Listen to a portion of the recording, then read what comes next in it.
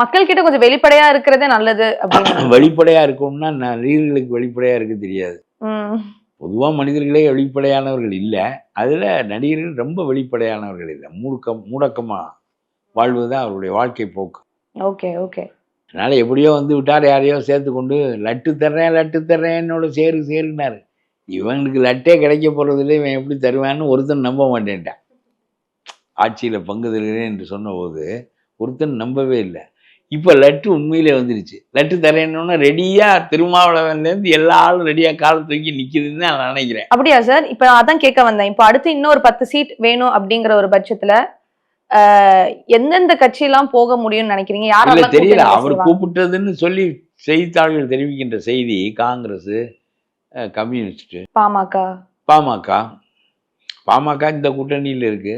இவங்க அப்படி பதவி தருகிறேன் என்றால் யாரும் எங்கிருந்து எங்கு தவுவார்கள். இப்பதான் ரியல் கேமே இருக்குன்னு நினைக்கிறேன். ஆமா ஆமா ஆமா ஆமா. சார் இந்த ஹங் அசம்பிளி அப்படிங்கிறது எப்படி சார் உருவாகும்? இந்த தடவை சட்டமன்றம் எப்படி இருக்கும்னு நினைக்கிறீங்க? ஹங் அசம்பிளியை பற்றி என்ன இருக்கு?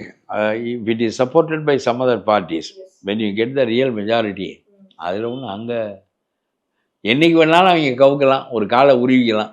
சொந்த காலில் இல்லை, இன்னொருத்த வச்ச கால் தானே. அவன் கோவம் வந்தால் எடுத்துக்கிட்டு போயிடுவேன் அந்த காலை, அவ்வளோதான்.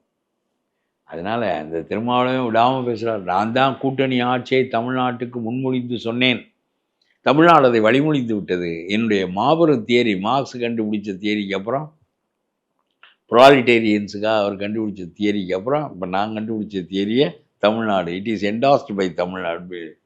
நான் சொல்கிறேன், உனக்கு மெஜாரிட்டி இல்லைன்னு நான் தனியாக வேணும்.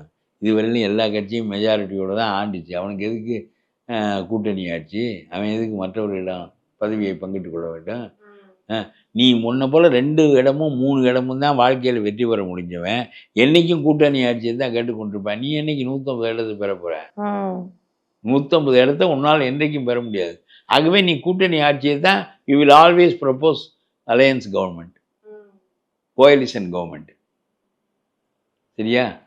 ஆனால் அந்த தகுதியை பெற்றவன் எதுக்கு அதை பற்றி பேசுகிறேன்? திமுக அதிமுகலாம் அதை பேச மறுத்து விட்டார்களே. காங்கிரஸ் யாரும் அதை பேசவே இல்லையே. இது என்ன பெரிய தேதி? இதை வந்து ஒரு முன்மொழிந்தார், இதை தமிழ்நாடு வழிமொழி.